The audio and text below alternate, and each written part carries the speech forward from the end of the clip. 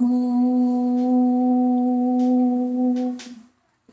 शिवतनय वरिष्ठं सर्वकल्याणमूर्तिं परशुकमलहस्ते शोभितमुदकेन अरुणकुसुममालं व्यालबद्धोदरै च मम हृदयनिवासं श्रीगणेशं नमामि। माते तुझ्या चरणी आश्रय देसी आम्हा, तेणेची नित्यमनी तुष्टी घडे प्रकामा। लागो तुझ्या भजनी हे मनसाच नित्य, याहून अन्य जगदंब नकांक्षी चित्त। सर्वस्व तूच मुचे जगदंब माते, आम्ही तुझे प्रिय शिशूच दुजे नाते। वाटो कसाही गुणहीन सदा जनामी, तू माय एक करिसी मम चोदनामी। तू माय एक करिसी मम चोदनामी। श्री गणेशाय नमः। श्री सरस्वत्यै नमः। श्री मातृपितृभ्यां नमः। श्री कुलदेवताभ्यो नमो नमः। श्री गुरुदेवेभ्यो नमो नमः। भवे देवेति मुख्यानि तत्र वक्ष्यामि संशृणु, ललिता श्री महालक्ष्मीर्लक्ष्मीरमा च पद्मिनी। कमलापदीशा च पद्मालयैन्दिरेश्वरी, परमेशी सती ब्राह्मी नारायणी च वैष्णवी। परमेश्वरी महेशानी शक्तिशा पुरुषोत्तमी, शक्तिशा पुरुषोत्तमी। ओम श्री ललिता देव्यै नमः।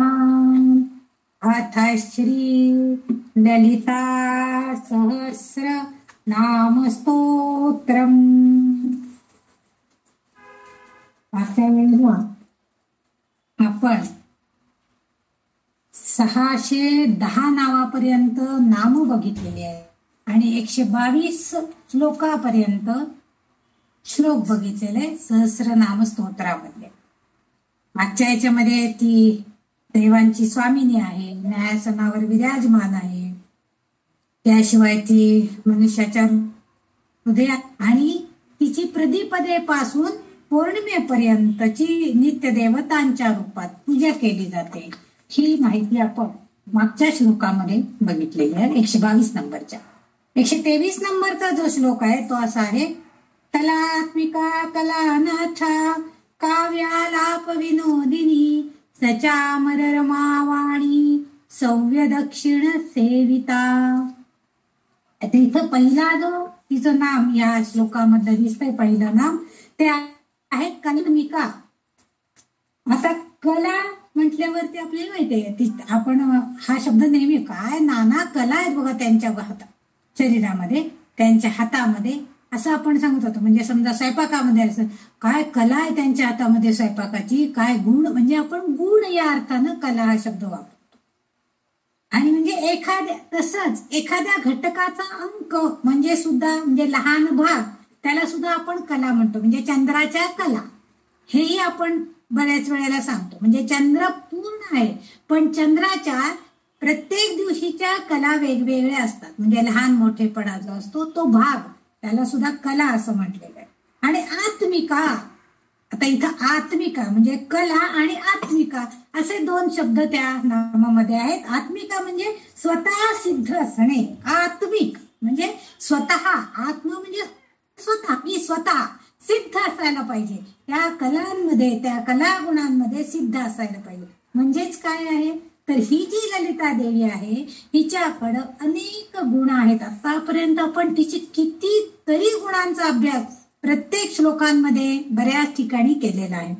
आणि त्यामुळं ती स्वतः सिद्ध अशी स्वामी म्हणून तिला कलात्मिका असं नाव दिले.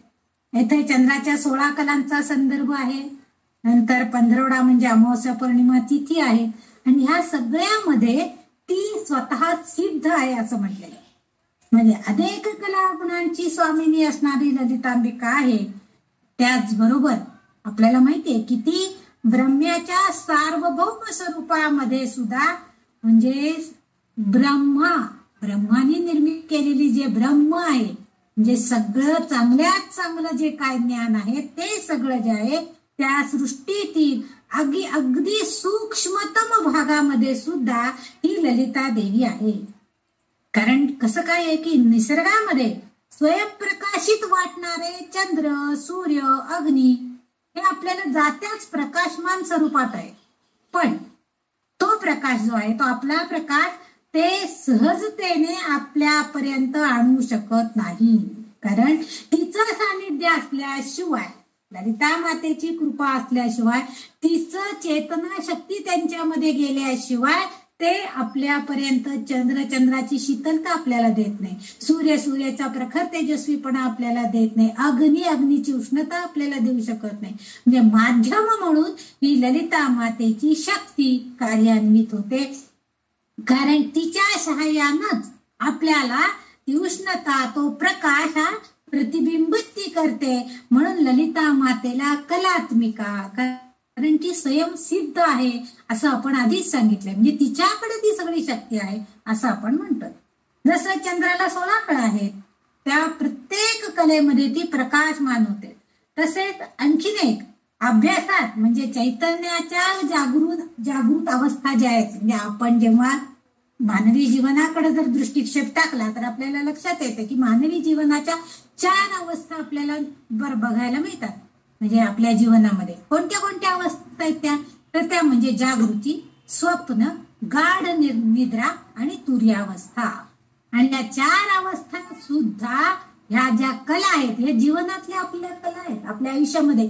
जसं आपण बालपण, तारुण्य, म्हातारपण आणि मग अगदी जडात म्हणजे जड झालेलं शरीर, म्हणजे अगदी वृद्धपणा जो आहे तो, असं जे आपल्या अवस्था आहेत मानवी देहाच्या, त्यामध्ये सुद्धा तीच कार्यान्वित आहे. बालपणामध्ये बघा किती आपण आनंदी असतो, नवीन वर्ष, नवीन कपडे घालायला मिळणार, सगळं अगदी हौसेने करतो, कारण त्याला भविष्याचा कुठलाही विचार करायचं कारण नसतं.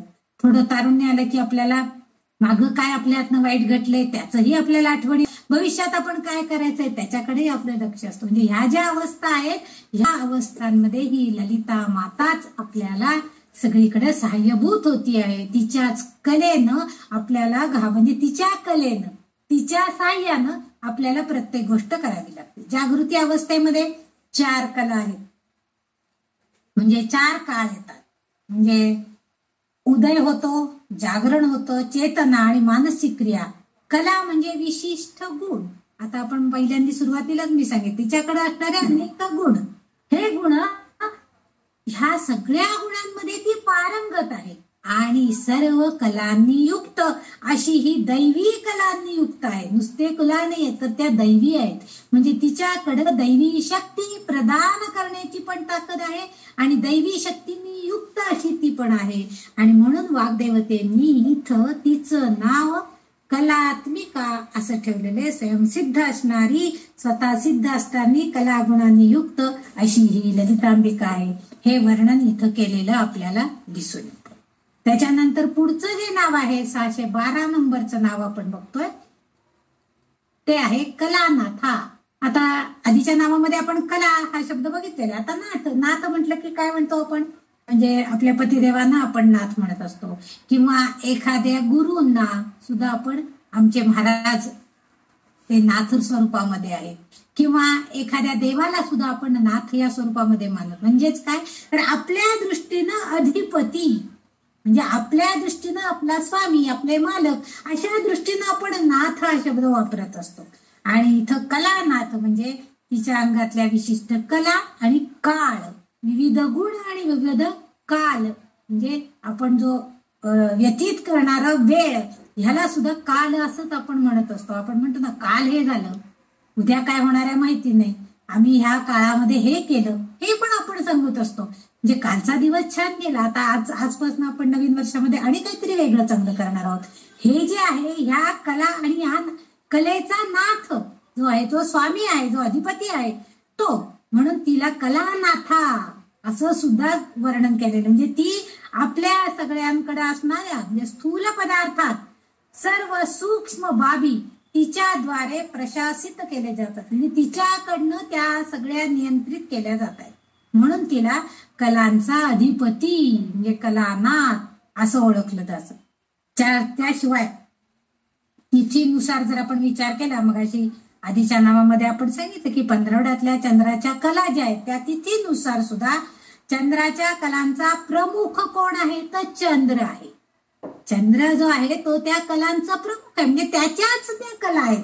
म्हणजे चतुर्थीला ती चंद्राची कोर दिसती, अमावस्येला तो पूर्णपणे काळा दिसतो, आपल्याला दिसतच नाही. पौर्णिमेला पूर्ण चंद्रा म्हणजे पूर्ण बिंबामध्ये आपल्याला तो दिसतो. म्हणजे त्या बिंबाचं स्वरूप जे आहे ते वेगवेगळ्या कलांच्या स्वरूपामध्ये आपल्याला बघायला मिळतं. म्हणून तो मुख्य आहे. चंद्र जो आहे तो त्या कलांचा मुख्य, म्हणजे तिथीनुसार होणाऱ्या चंद्राच्या कला आपल्याला बघायला मिळतात. आणि म्हणून प्रमुख आहे, तो मुख्य आहे, म्हणून त्याला सुद्धा कलानाथ या नावानं संबोधलं जातं, ओळखलं जातं. हे चंद्राला सुद्धा कलानाथ हे एक नाव आहे. ती चंद्राची संबंधित आणि दुसरी गोष्ट अशी पण आहे की ती आपल्याला माहितीये की जी आपल्या शरीराशी संबंधित असणारी जी कुंडलिनी चक्र जी आहे, म्हणजे कुंडलिनीच्या अभ्यासामधली जी चक्र आहेत अनेक, मग त्याच्यातलं आज्ञाचक्र असेल, नंतर अनाहुत चक्र असेल, विविध प्रकारची चक्र ती सगळे आपण अभ्यासलेली आहेत, त्याची नावं आपल्या सगळ्यांना माहिती आहे.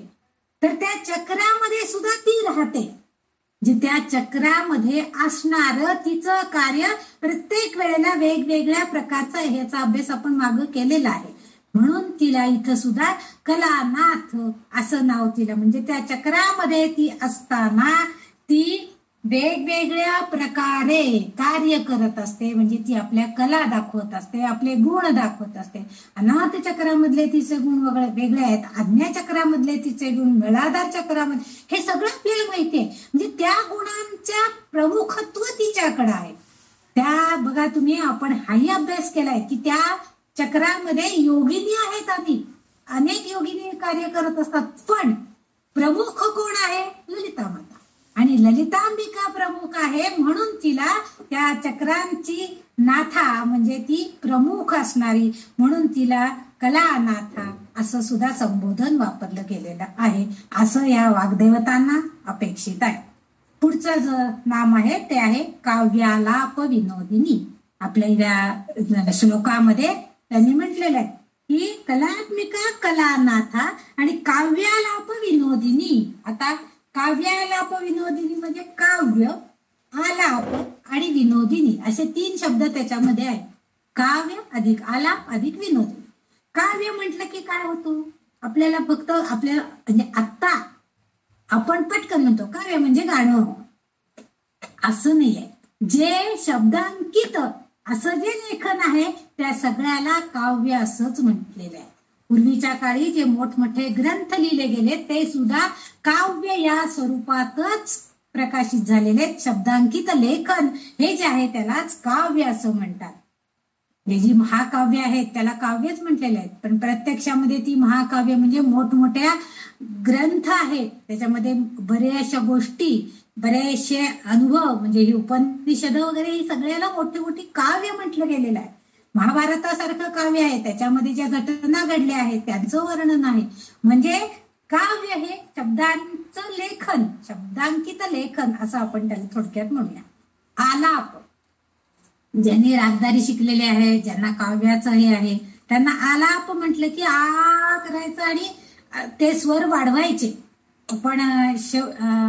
आपण जेव्हा हे शिकलो, रुद्र वगैरे शिकलो, तर त्यावेळेस मी सांगायची की हा स्वर वरचा आहे, तो थोडा वरच्या लेवलला म्हणा, असं सांगायचे. म्हणजेच काय करायचंय तर तो स्वर वर घ्यायचा, म्हणजे त्याला थोडस उच्च स्थान द्यायचे, आलाप घ्यायचंय, वाढवायचंय. आणि आलाप म्हणजे पण तो शब्द कसा आहे आला, जेव्हा गाण्यातला आलाप असतो त्यावेळेस तो ध्वनीमध्ये बद्ध असतो. म्हणजे सारे गम प हेच शब्द, पण सा असं जेव्हा आपण वाढवून म्हणतो तेव्हा तो साच शब्द ध्वनींच्या मध्ये बद्ध करतो आपण, जे बांधून ठेवतो आणि त्यानुसार आपण त्याचं उच्चारण करतो. त्याला आलाप असं, म्हणजे ध्वनिबद्ध शब्द जे आहेत त्याला आपण आलाप असं म्हणतो. आणि आता पुढचा जो शब्द आहे त्याला विनोदिनी असं म्हटलेलं आहे. आता विनोदिनी म्हणजे इथं अनुदिनी म्हणजे नेहमी, आणि विनोद, विनोद या शब्दाचा अर्थ काय आहे, आता जेव्हा विनोद होतो तेव्हा आपल्याला काय होतो, आपण आनंदित होतो, खुश होतो, हसतो त्या विनोदाला. तर अशी विनोद करून आपल्याला आनंद देणारी, म्हणजे आपलं मन रमवणारी, विनोदिनी म्हणजे मन रमणे असा शब्दशः अर्थ आहे. पण इथं ह्या काव्यालाप विनोदिनी म्हणजे त्या शब्दांच्या साह्यानं, शब्दांकित लेखनाच्या साह्यानं ध्वनीमध्ये बद्ध करून जेव्हा काही उच्चारण केलं जातं आणि आपल्याला काही सांगितलं जातं तेव्हा त्यामध्ये आपलं मन रमतं, आपल्याला आनंद मिळतो, आपण खुश होतो. एखादं छान गाणं समजा, आता आज आपण जर सकाळी उठल्याबरोबर रेडिओ लावला, टीव्ही लावला आणि भले बुरे ते सोडून द्यावे असं जे ते गाणं लागतं, हे आपल्याला हा खरंच किती छान गाणं आहे, म्हणजे मागचं सगळं सोडून द्यायचंय, आपण ते सोडून द्यायचं आणि नवीन काय जे आहे ते आपल्याला स्वीकारायचंय. ते गाणं लागलं की आपल्याला हा काय छान शब्द आहेत, मस्त वाटतं. किंवा आता ते आपण ह्याच्या पिक्चर मधलं वगैरे गणपतीची वगैरे गाणी आहेत, ते शब्द आपल्या कानापुढे, हा गणपतीची मूर्तिमंत डोळ्यासमोर आपल्या समोर प्रतीक येतं, त्याची मूर्ती आपल्या डोळ्यासमोर येते, तर सोंड हलवणारा गणपती ते सोंड आपल्या डोक्यावर ठेवून आपल्याला जसं काही आशीर्वाद देतो, अशी कल्पना आपल्या, म्हणजे ते जे आहे ते आलापासहित असं विनोदानं आनंद देणं हे काम तिचं आहे.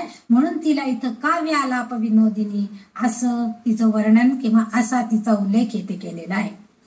आता महान काव्य, आणि ती का बरं अशी आनंदी का आहे, तर अशा महान काव्यामध्ये ती रममाण होते, तिला सगळं ज्ञात आहे, ती सर्वज्ञ आहे, स्वामिनी आहे सगळ्याची, तिला सगळं माहिती आहे की तुम्ही काय करताय, तुमच्याकडे काय अज्ञान आहे, सगळं ती जाणतीये.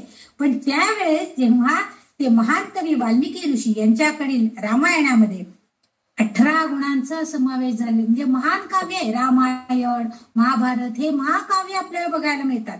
आणि ते त्या गुणांचं वर्णन ऐकताना ललितांबा आनंदित होते. महान काव्य म्हणजे पहिल्यांदा काव्य आलाप असं म्हणले, काव्य जी आहेत म्हणजे मोठमोठी जी महाकाव्य लिहिली गेलेली आहेत त्यामध्ये ती आपलं मन रमवते आणि आनंदित होती ती. कारण का तर त्या काव्यांमध्ये चांगल्या गुणांचा समावेश आहे.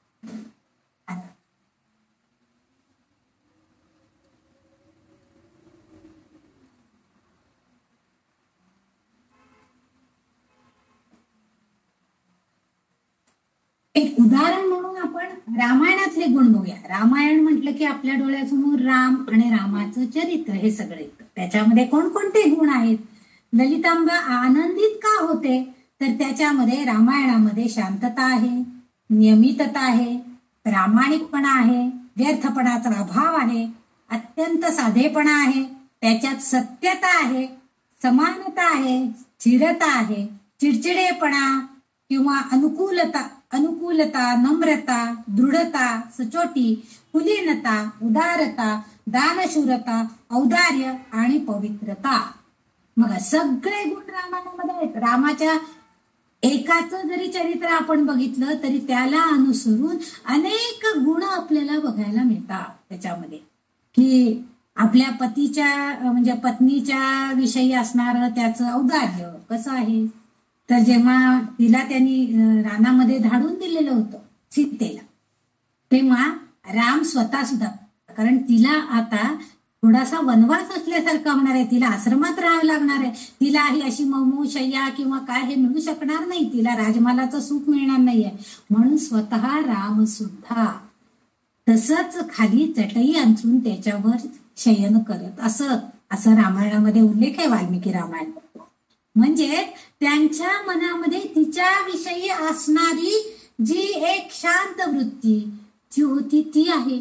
त्यांनी त्याच्यामध्ये दाखवून दिलं आपल्या पत्नीविषयीची जी कुलीनता, नम्रता, सचोटी जी आहे त्यांच्या मनामध्ये तिच्याविषयी असणाऱ्या भावना आहेत, या सगळे त्यांच्या तेवढे एका कृतीतून, म्हणजे त्याच वेळेला त्यांनी काय केलेलं आहे, आपल्या प्रजेविषयी, प्रजेच्या मनामध्ये कोणत्याही राजाविषयी दूषित भावना असू नयेत, आणि यासाठीच त्यांनी ही कृती केलेली होती की सीतेला आश्रमामध्ये धाडून दिलेलं होतं, वनामध्ये पाठवून दिलेलं होतं. या दारुगुणच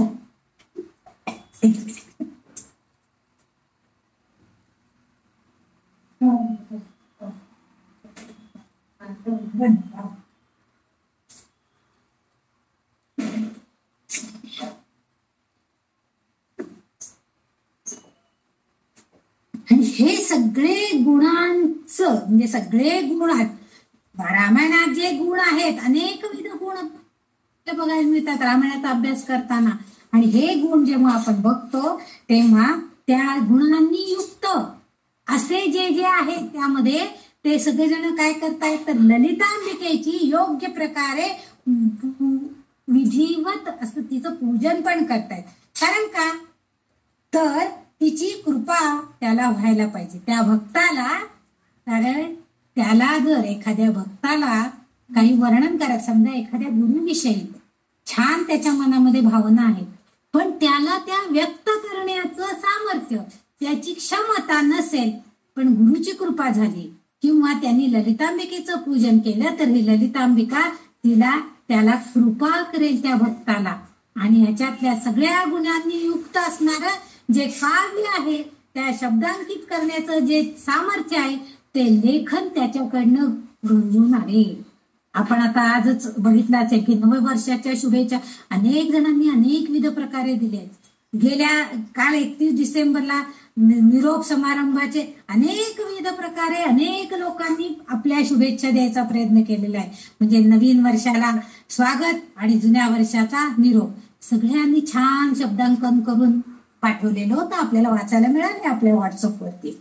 म्हणजे त्या भक्ताला तो जर त्याची क्षमता जर कमी पडत असेल तर त्यासाठी ती काव्य करण्याची क्षमता त्याला ह्या ललितांबिकेच्या पूजनानं प्राप्त होते. यासाठी आपल्याला 2 उदाहरणं आहेत.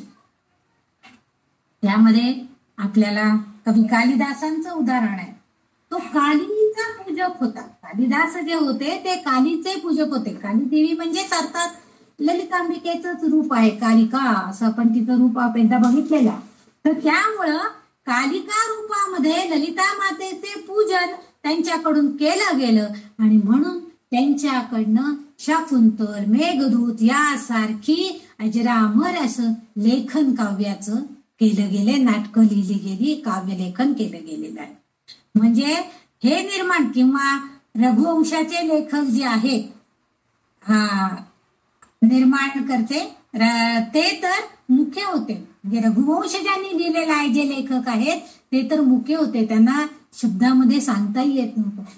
पण त्यांच्या शब्दांच्या लेखनातून मात्र त्यांनी रघुवंश नावाचा मोठा काव्य ग्रंथ लिहिलेला आहे.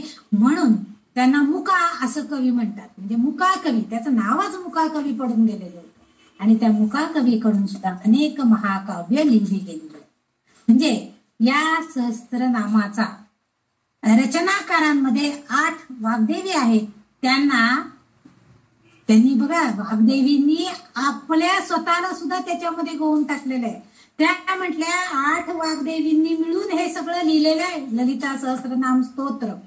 त्या म्हणतायत की आम्ही जेव्हा या सहस्त्रनामाची रचना केली त्यावेळेस ही करण्यामाग, स्तोत्र लेखन करण्यामाग पुरण जे घडलं म्हणजे आम्हाला जी स्फूर्ती मिळाली ती केवळ आणि केवळ ललितांबिका देवीचीच कृपा होती.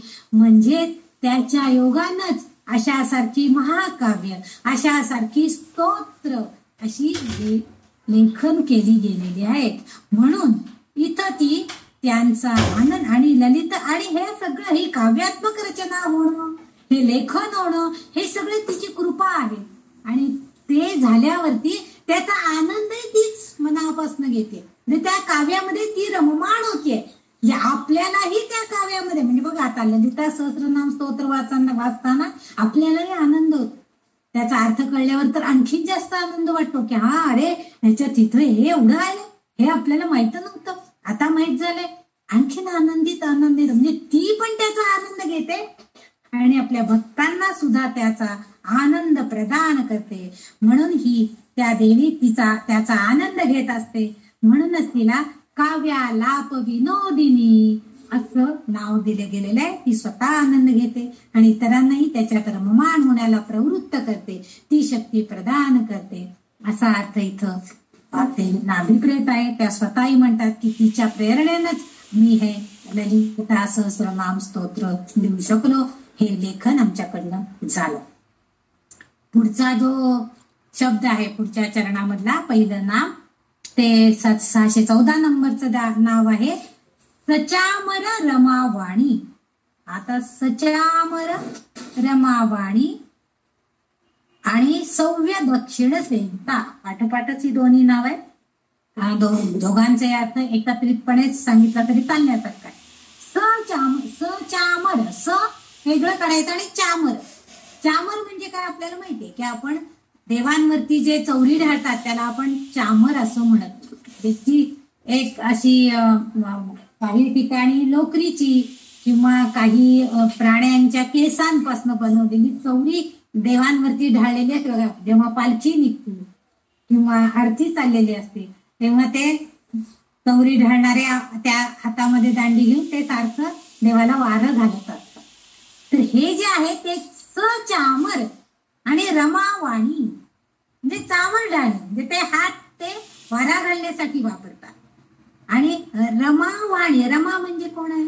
रमा म्हणजे विष्णूची पत्नी लक्ष्मी आणि वाणीची देवता म्हणजे ती आहे सरस्वती. म्हणजे लक्ष्मी सरस्वती ह्या काय करतायत?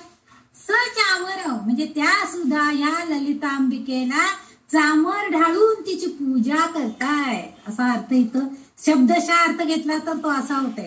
कारण पुढचं जे नाम आहे ते सव्य दक्षिण सेविता बघा. म्हणजे या ललिता मातेच्या दोन्ही बाजूला काय आहे तर पंखे म्हणजे छत्र चामर धरून एका बाजूला लक्ष्मी माता उभी आहे आणि एका बाजूला देवी सरस्वती माता उभी आहे आणि त्या तिचीच पूजा करतायत. म्हणजे उजव्या डाव्या बाजूस उभे राहून चौरी ढाळण्या चालवणाऱ्या त्या उभ्या राहिलेल्या आहेत. म्हणजे आता चौरी ढाळणं याचा अर्थ पूजन करणं असा अर्थ आहे. म्हणजे त्या तिचं स्मरण करतायत, तिची भक्ती करतायत ललितांबिकेचे.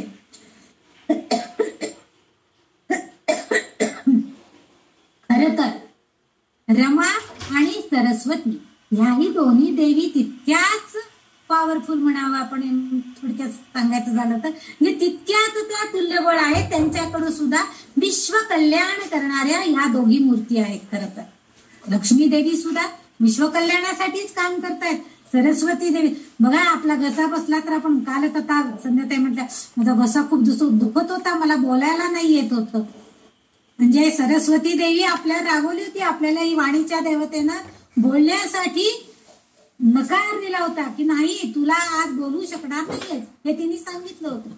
लक्ष्मी देवता काय म्हणाली होती की नाही तुला आज प्रसन्नता वाटणार नाहीये कारण तुझी तब्येत आज बरोबर. हे जे आहे हे सगळं म्हणजे त्या दोघी सुद्धा विश्व कल्याण करणाऱ्याच्या मूर्ती आहेत आणि त्यांच्या श्रद्धेनं पण त्या सुद्धा दोघी जणी श्रद्धेनं आणि आनंदानं या ललितांबिकेचं पूजन करतात. आणि त्यामुळं चिंतन म्हणजे जर समजा आपण लक्ष्मी सरस्वती आणि ललिता माता या तिघींचही श्रद्धेनं तेवढं चिंतन केलं, त्यांचं पूजन केलं तर न मागता सुद्धा, म्हणजे आपण मागायला सुद्धा लागणार नाही, कारण विश्व कल्याण मूर्ती आहे त्या रमा आणि सरस्वती, आणि ललितांबिका तर सर्वज्ञ आहे, ती साम्राज्ञी आहे, स्वामिनी आहे, सगळं जाणतायत त्या. त्यामुळे न मागता तुम्हाला काय हवंय ना ते सगळं ज्ञान संपादन करण्यासाठी, बुद्धी देण्यासाठी, ऐहिक सुख संपत्ती मिळवण्यासाठी किंवा देण्यासाठी या सगळ्या जणी तुमच्यावरती कृपेचा पाखर देतील. म्हणजे ह्या दोघी जणी ललितांबिकेचं पूजन करतातच आहे, पण त्या तिचं पूजन ज्या अर्थी करतायत त्या अर्थी ललितांबिकेकडे तेवढी शक्ती आहे, आणि त्यांच्या साह्यानं, या दोघींच्या साह्यानं ललितांबिका आपल्या उजव्या आणि डाव्या बाजूला असणाऱ्या रमा आणि सरस्वतींच्या सुद्धा कार्यक्षमतेचा उपयोग करून घेऊन भक्तांना सुख, आनंद, सुख संपत्ती, ऐहिक संपत्ती, ज्ञान संपादन, बुद्धी देणं हे सगळं कार्य करत असतात. म्हणून इथं तिचं 614 नंबरचं नाम जे आहे ते सचामर रमावाणी सव्य दक्षिण सेविता. आता सेविता या शब्दाचा अर्थ पूजन करणे असा आहे, आणि इथं त्या पूजन करतायत ललितांबिकेचं असा अर्थ आहे. म्हणजे त्यांच्याकडनं पूजली जाणारी अशी ही ललिता देवी आहे असा इथं अर्थ अभिप्रेत आहे. इथं आपला 123 नंबरचा श्लोक संपतोय, आणि पुढचा जो श्लोक आहे 124 नंबरचा श्लोक आहे तो असा आहे, आदिशक्ती अमेय आत्मा परमा पावना कृती अनेक कोटी ब्रह्मांड जननी दिव्या विग्रह, दिव्यावरती हे दिव्य विग्रह असं असेल या पुस्तकात सुद्धा आहे. आदिशक्ती अमेयात्मा परमा पावना कृती अनेक कोटी ब्रह्मांड जननी दिव्य विग्रह. त्या दिव्य व वरती फार आलाय त्यामुळे त्याचा उच्चार होणं शक्यच नाहीये, ते नकोय तिथं. दिव्य विग्रह, द्याला काना पण नकोय आणि रफार पण, दिव्य विग्रह. आता बघा आदिशक्ती, आता इथं पहिलं 615 नंबरचं नाव आहे या श्लोकातला पहिला शब्द आदिशक्ती. आदिशक्ती म्हटले की आदी म्हणजे काय, आद्य, प्रारंभ, सुरुवात, आणि अंत म्हटलं की शेवट, म्हणजे ती जगाच्या प्रारंभापासून असलेली शक्ती, ती ऊर्जा, ती शक्ती, ती देवी आहे असा अर्थ आहे. म्हणजे इथं ती शक्ती आदिशक्ती स्वरूपामध्ये आहे, म्हणजे ती ऊर्जा देणारी अशी ही प्रारंभापासून असलेली ही आद्य शक्ती आहे. प्रारंभापासून असणारी ही शक्ती आहे, सुरुवातीपासून आहे, म्हणजे अदीम ऊर्जा शक्ती असणारी ही ललितांबिका आहे. आणि पुढचं जे आहे म्हणजे कारण का तर शिवाला कोणी निर्माता नाहीये, शिवाची एकमेव सृष्टी आहे, आणि ज्याने विश्वाची निर्मिती केली म्हणून ती म्हणजे नुसतं एकटा शिव कोणतंही कार्य करू शकत नाही. हे आपण वारंवार मागच्या बऱ्याच नावामध्ये बघितलेलं आहे. कारण शिवाला शक्तीची जोड झाल्याशिवाय तो कोणतंही कार्य, कोणतंही निर्मितीचं कार्य असू दे किंवा पालनाचं काम असू दे, विध्वंसाचं काम असू दे, कोणतंही तो करू शकत नाही. आणि म्हणून विश्वाची निर्मिती त्यांनी केलेली जरी असली शिवानी, तरी सुद्धा ती करताना त्याला शक्तीची मदत म्हणजे ललिता मातेचे सहाय्य घ्यावेच लागते. म्हणजेच तिच्याकडे अदीम ऊर्जा आहे, म्हणजे तिच्याकडे आद्य ऊर्जा म्हणतो, आद्य शक्ती आहे. तीच अशी शक्ती आहे की ती सगळ्यांना प्रेरित करते, आपलं तेज, आपली ऊर्जा सगळ्यांमध्ये वाटून देते आणि त्यांच्याकडनं कार्य करून घेते. म्हणूनच तिला आदी म्हणजे प्रथम आणि शक्ती म्हणजे ऊर्जा असे म्हणतात. म्हणजे अदीम ऊर्जा म्हणजे काय तर प्रथम तिच्याकडे ऊर्जा शक्ती आहे अशी ती अदीम ऊर्जा असणारी आदिशक्ती म्हणजे ही ललितांबिका आहे. खरे तर शक्ती ही शिवाची सर्जनशील स्पंदन आहे. केवळ शक्तीमुळेच मानवाला देखील त्याच्या आवश्यक असणाऱ्या दैवी स्वरूपाची जाणीव होते.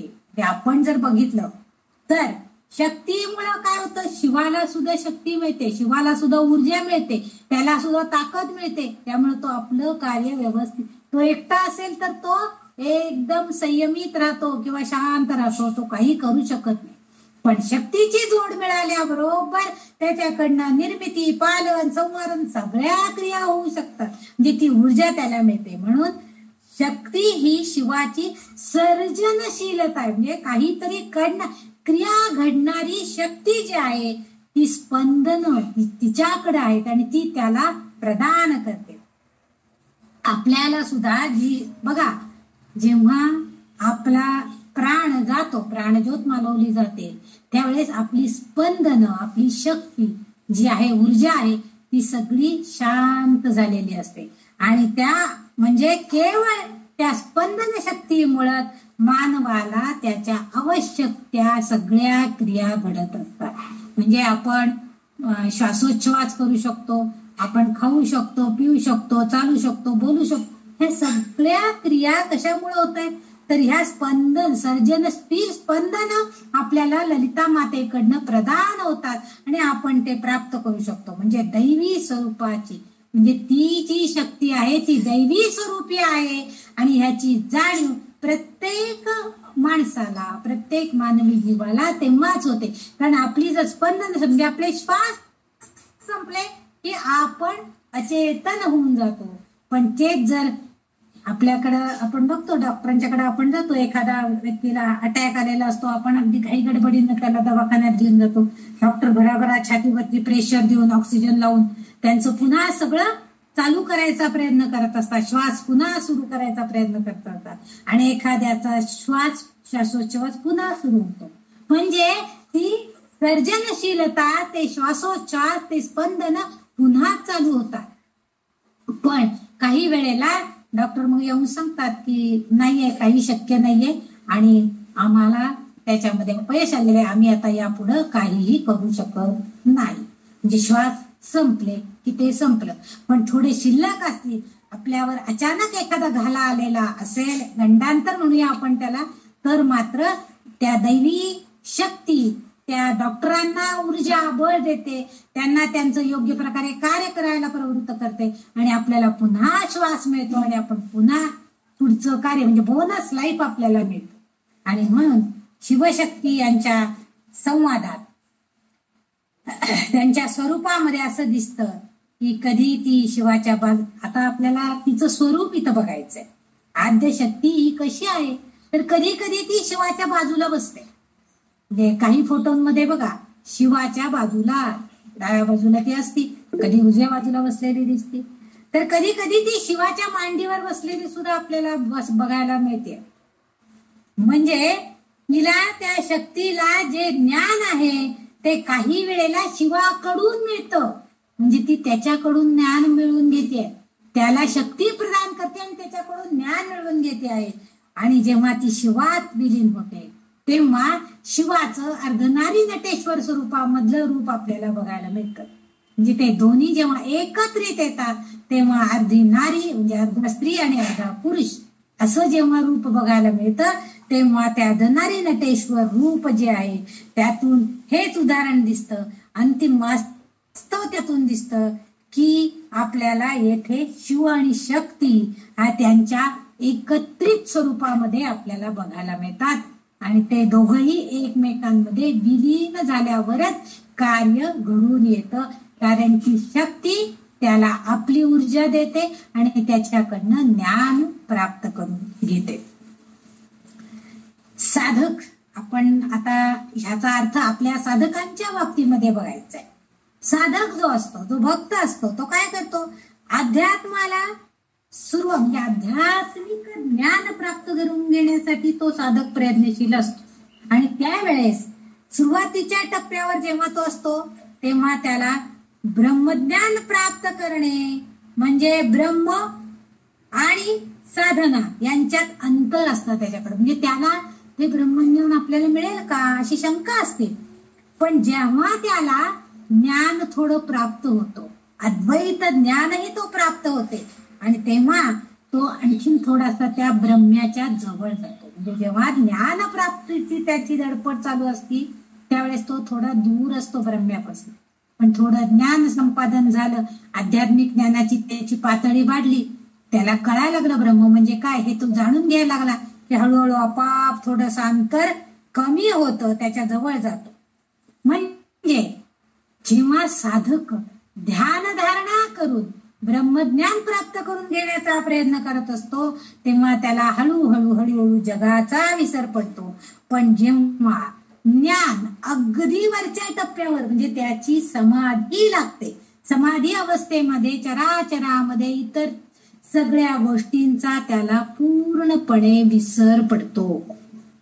त्याला त्या आजूबाजूच्या परिसराचं काहीही सोयरसूतक असत नाही, तो पूर्णपणे ते विसरून जातो, त्याला सगळ्याचा विसर पडतो. म्हणजे तो अगदी वरच्या टप्प्यावर असतो, तेव्हा त्या साधकाला ब्रह्मज्ञानाची जाणीव होते. म्हणजे पूर्ण ब्रह्मज्ञान त्याला आता मिळायला लागतं आणि त्याच्यातच म्हणजे तो त्या स्वतःलाच त्या ब्रह्म्यामध्ये विलीन करण्याचा प्रयत्न करून घेतो. म्हणजे तो स्वतःच अस्तित्व विसरतो आणि इथं तो अहम ब्रह्मास्मी, मी तोच आहे, म्हणजे ब्रह्म जो आहे तो म्हणजेच मी आहे, याची जाणीव त्याला तिथं होते. म्हणजे त्याचं द्वैत जाऊन त्याचं रूपांतर विश्वव्यापकतेकडे होतं.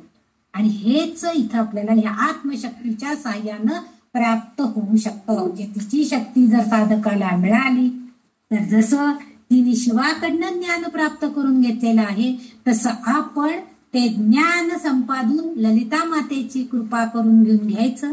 ज्ञान संपादन झालं की आपण ब्रह्म कसा आहे ते ओळखण्याचं, ते समजून घेण्याचा प्रयत्न करायचा आहे.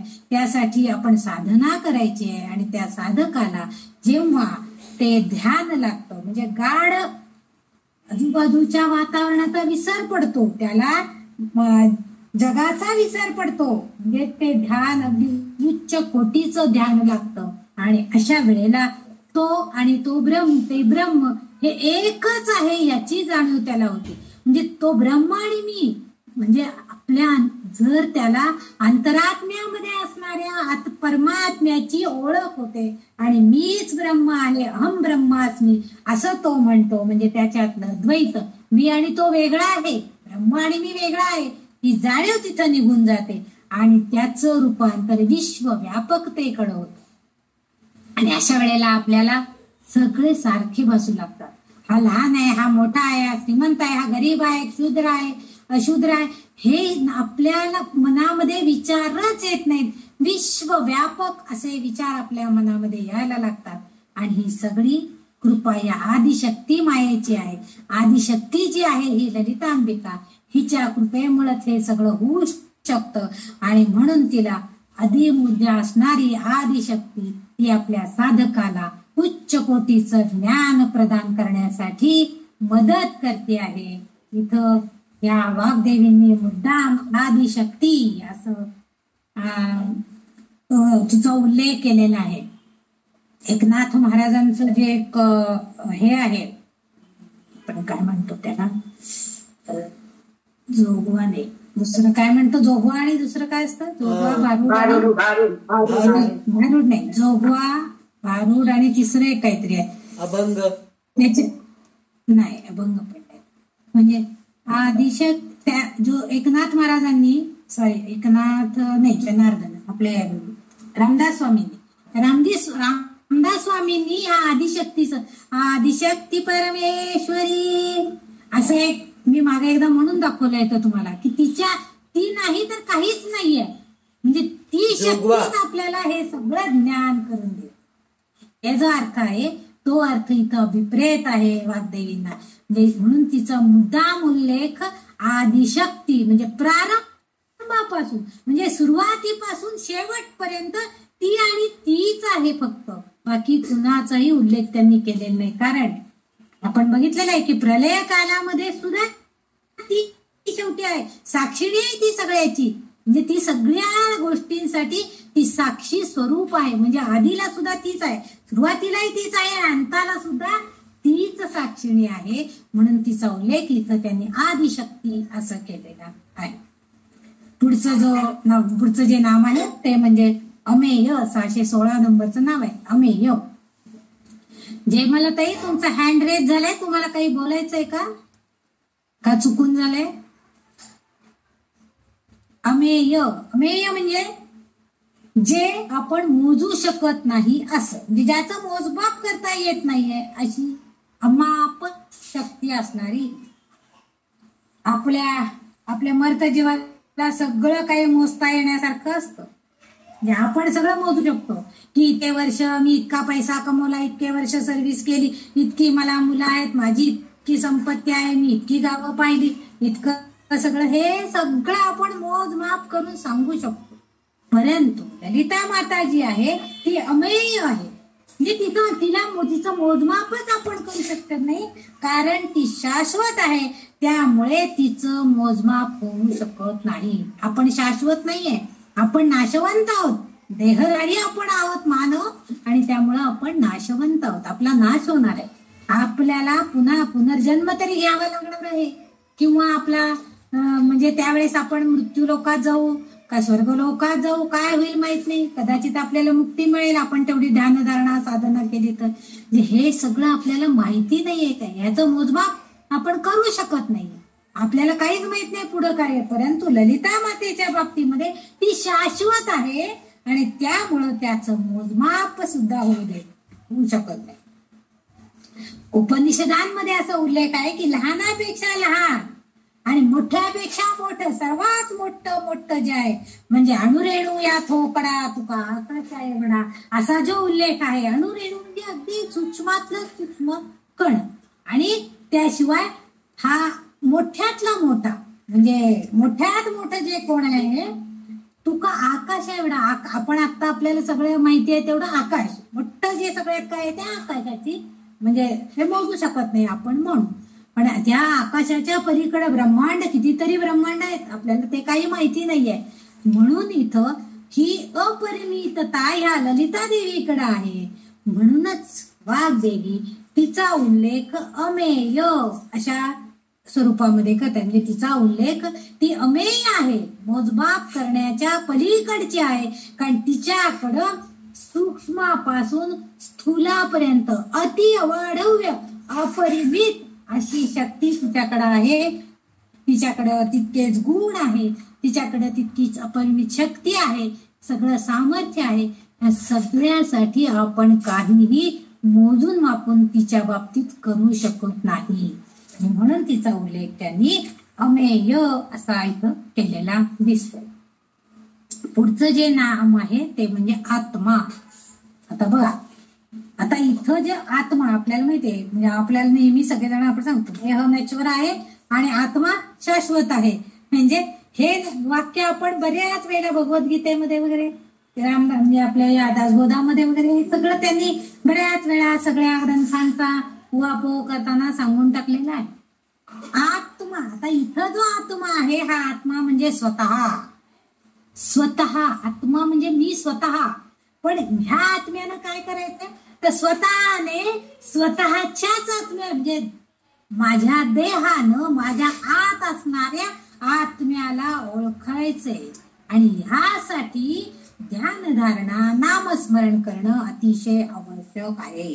कारण आपण जर ते केलं म्हणजे आपणच आत्म्याला, आपल्या अंतर्गत मनामध्ये असणारा जो परमात्मा आहे त्याला ओळखण्यासाठी म्हणजे त्याला माहिती करून घेण्यासाठी ध्यानधारणा करायची आहे. ती जर आपण केली तर त्या योगे आपल्याला त्या आत्म्याचा साक्षात्कार होतो. मागच्या नावामध्ये त्यांनी सांगितलंय अहम ब्रह्मास्मी, त्याला ध्यानधारणेमध्ये त्या साधकाला की मी ब्रह्म आहे आणि ते ब्रह्मज्ञान माझ्यामध्येच आहे हे त्याला ज्ञान होतंय. तसं ओळखण आपण आपल्या आत्म्याला, परमात्म्याची ओळख आपले आपण करून घ्यायची आहे. आणि असं जेव्हा होईल तेव्हा आपल्याला आत्मसाक्षात्कार होतो, आत्म्याचा साक्षात्कार. म्हणजे परमात्मा माझ्या अंतरंगात आहे, मी ज्या काय कृती करते ते सगळं तो बघतोय.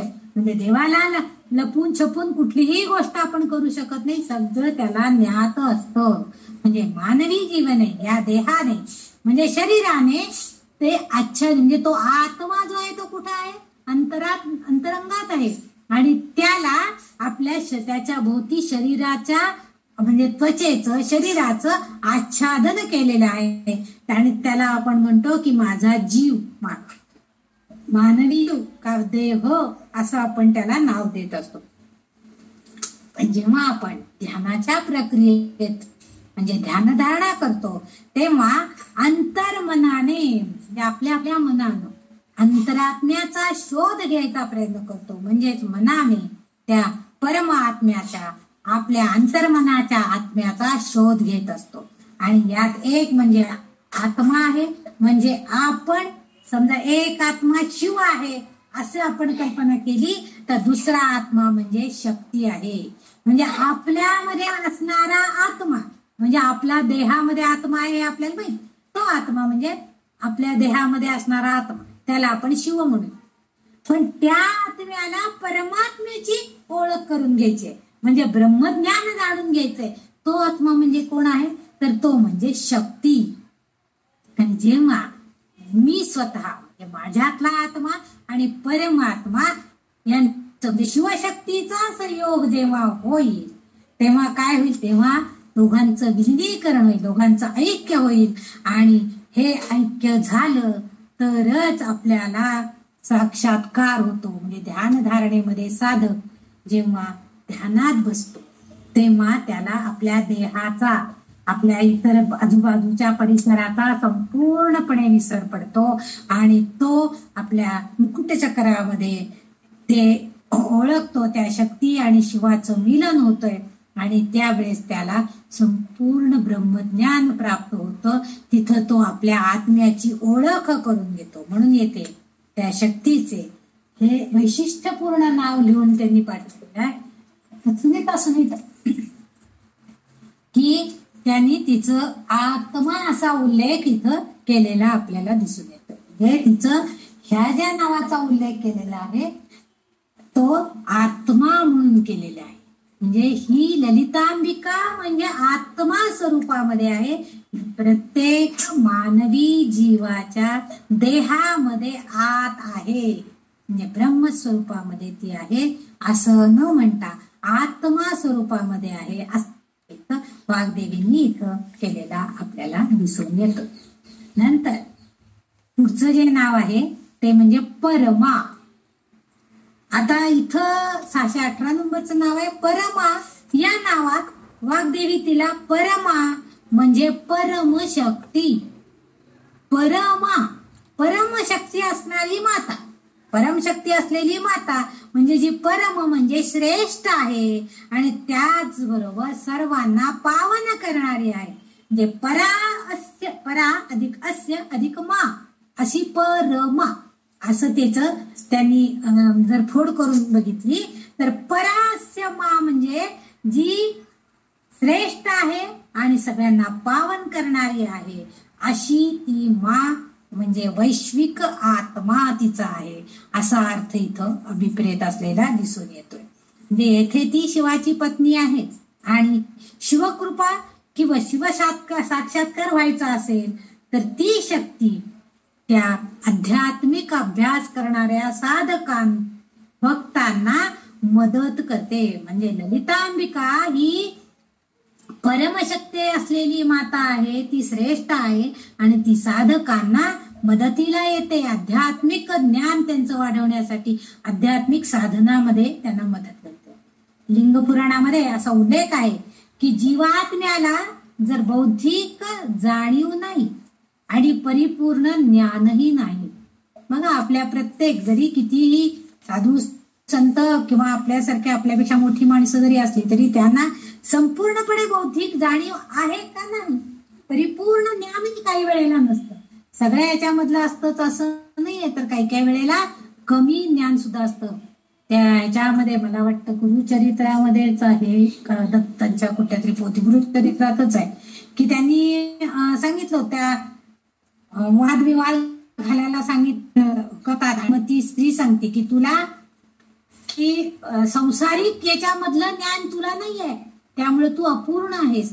मग तुला त्या संसारिक याचं ज्ञान घेऊन ये आणि मग तुला मी प्रश्न विचारेन, त्याची उत्तरं तू दे, कारण तू त्याला काही माहिती नसतं त्याबाबत. मग इथं ते जे म्हणजे तो जो ज्ञानी असतात तर ते काय करतात तर स्वतःचा देह म्हणजे शांत करतात, म्हणजे देह ठेवतात आणि त्यातला आत्मा दुसऱ्या मेलेल्या माणसाच्या एका राजाच्या देहामध्ये जातात आणि परत राजा जिवंत झाला म्हणून राणी राजा सुखानं थोडे दिवस 1-2 महिने पुढे राजा जगतो.